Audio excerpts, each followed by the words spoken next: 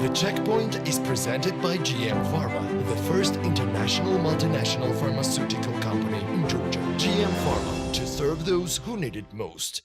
A week ago, Ukraine's largest business association, EBA Ukraine, did the same. It also appealed to the international community to grant Ukraine a EU candidate status, stating that granting the EU candidate status to Ukraine in June is crucial for business. Currently, Ukraine is going through an unprecedented time, and it is reclaiming peace on the entire European continent. At the same time, businesses, together with the country, need decisive action on the part of European countries and not just statements. Business needs to see that the EU's doors are open to Ukraine. There must be a clear signal that confirms the European prospects for our country. Recognizing Ukraine as a candidate for EU membership would be such a signal, reads the statement. According to EBA Ukraine, candidacy and the further accession to the EU are the best frameworks for the post-war recovery of the country and business. Ukraine has been an important player in the European market. It remains so even now, and EU integration is a logical continuation of this role. Besides, it will help lift the spirits of Ukrainian and international businesses operating in Ukraine so that they can stay afloat, jumpstart to a new level of development, and participate in the reconstruction. After all, investments in reconstruction will be most effective if it happens under European standards and with the participation of the EU, reads the statement.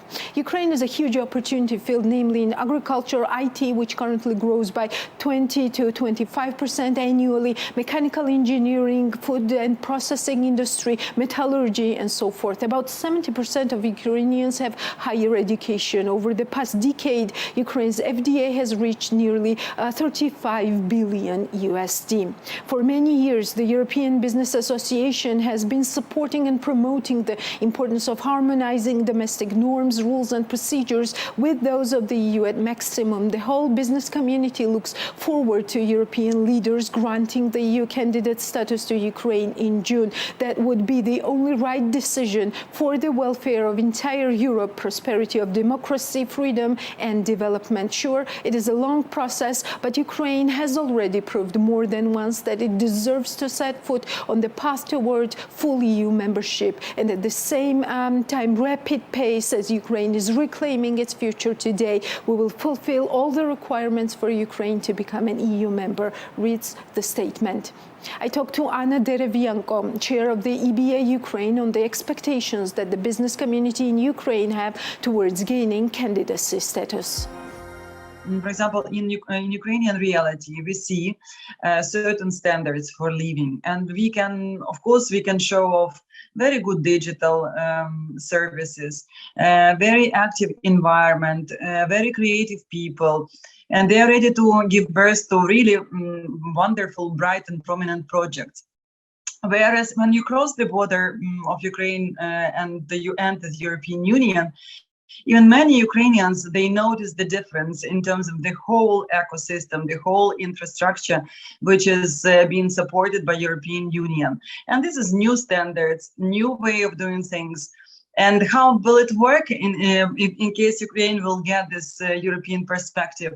Obviously, there would be, at least it is expected, there would be funds available for Ukraine in order to upgrade the whole infrastructure, to upgrade the whole system for living. And it means that there will be a combination of resources to be used, both from stakeholders on the governmental level, and also in case it will be unblocked and unleashed for Ukraine. Obviously, private investors would team up with that, and they will also follow the way of governmental stakeholders. But of course, it should be we should underline that security should be first and foremost, because we need to end the war. But having said so, candidacy does not mean that we will have membership in the first year of our joint actions with European Union. It means that we would have this opportunity, and I hope in the nearest future. But it does not mean that that during the war period of time, we would get this membership. At least I do not believe that it will happen, but maybe I'm mistaken. I guarantee that it will not be political decision. But nevertheless, this wartime might be used and should be used in order to prepare the grounds for our approximation to European standards. We were working on that for quite a number of years, and we have shown certain progress as Ukraine and Ukrainian environment.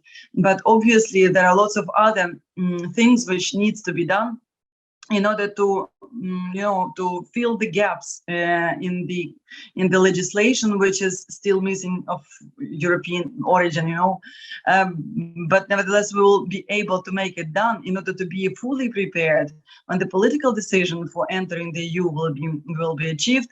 We will be more than prepared to make it done. So that's why I would say this wartime can be used both for preparation purposes, for strategic thinking as well, for planning how we should be advanced as the society, as the country. It should be used in order to prepare the grounds for our cooperation between businesses of European Union and also Ukraine.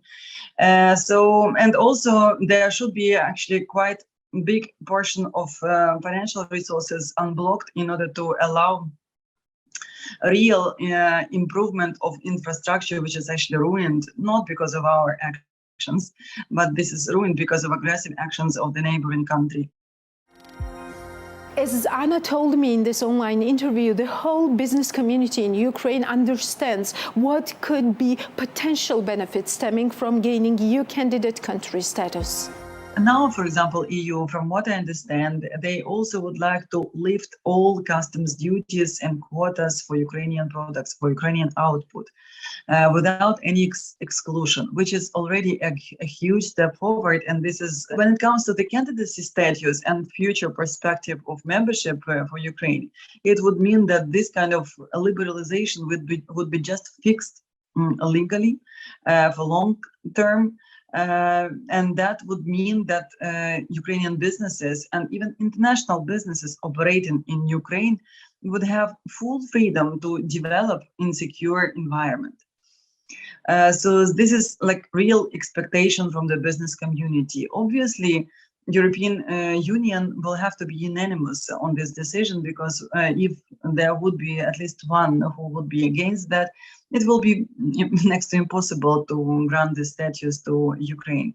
But I think that it's not possible to be currently in between the drops, right? It's necessary to be either on the side of goodwill or on the side of, those ones who are aggressively invading neighboring countries without any reason for that. So I understand that from a human point of view, it's very difficult to stand on certain position because it's very difficult to, to give up your comfort. Because obviously European Union citizens might probably need to pay higher bills for gas, for electricity. Most likely it will be also more discomfort because of this war, because most likely food prices would go up and inflation would be in place. But it's not because of Ukraine, actually, after all, and it's not because of Ukrainian people. It's just because of, aggressive actions of Ukrainian neighbor, and this kind of actions need to be stopped. And so that's why, Ukrainians are now suffering much bigger scope. They are just simply dying, or they are really giving up their homes. They are learning how to live with air raids in place. They are learning how to make agriculture on the fields with mines. So this kind of stuff, which was never imagined 3 months ago. And I think that it's better to live in secure Europe, but to pay bigger bills or higher bills, but to make everything possible in order that this war stops in Ukraine and the peace is being restored. Yes, this is exactly what we are witnessing for 3 months already, and the bravery of Ukrainian people is just mind-blowing, learning to do agriculture on land that is full of mines. This is the mindset that is doomed to win. Really, I'm admiring our people and our nation, and it seems to be in the hard time It has shown off as a very, consolidated society which thinks about the future and about the freedom of society and of the whole country. When I was talking to some businesses abroad and was saying that now currently businesses in Ukraine manage to come back to the 50% or 60% of pre-war financial indicators, everybody is really shocked, because in European countries, quite often regular citizens would probably feel that the business would have to go to zero, actually, as soon as such kind of actions, aggressive actions of neighbors would start. Ukrainian businesses and Ukrainian people show unique resilience. Really, they are just simply unique. They bravely protect their country, and they are ready to die for freedom, for its country, for its families, for every positive momentum which we are all can dream of. Ukrainian people are pretty educated, and they are pretty creative and entrepreneurial. With all the difficulties or drawbacks in investment climate, they managed to be successful, And if I remember pre-war Kiev and pre-war Ukraine, I always remember about cool restaurants with fantastic food and not so high prices. I always remember actually Kiev with fantastic digital services, really very quick access to public service. So lots of things which are really sometimes very difficult to find even in advanced economies. So Ukrainians, being very resilient and very educated, yes, they will be able to, to develop their own country, but those ones which left the country would be able to contribute also to the refreshing of those countries which they are in, because they are simply the ones who will not be sitting just for the sake of sitting on the security things, on social security things. They will be trying to mobilize themselves in order to offer some value to the societies where they are living. So I should say that, of course, we are going through hard times, but Ukrainians are quite united in order to understand that their freedom is in their hands, and they will fight until the end, so that to see their country in peace again, and really to make it building or rebuilding from scratch, and to become a real successful economy. My last question to Anna was, what can Georgia, Europe, the international community do today and now to support Ukraine and help alleviate the situation to the extent it can be done from outside? Here's what Anna Derevyanko, head of the largest business community, EBA Ukraine, told the Checkpoints. I think that, first of all, the world altogether should do everything possible to stop the war on the European continent. And this is like full stop. Period. It should be done, because in case it's not going to be stopped, it will go further, and it will never be, a very good characteristic for peaceful development on European continent. So it's necessary to equip Ukraine and Ukrainians with all means necessary in order to stop the war.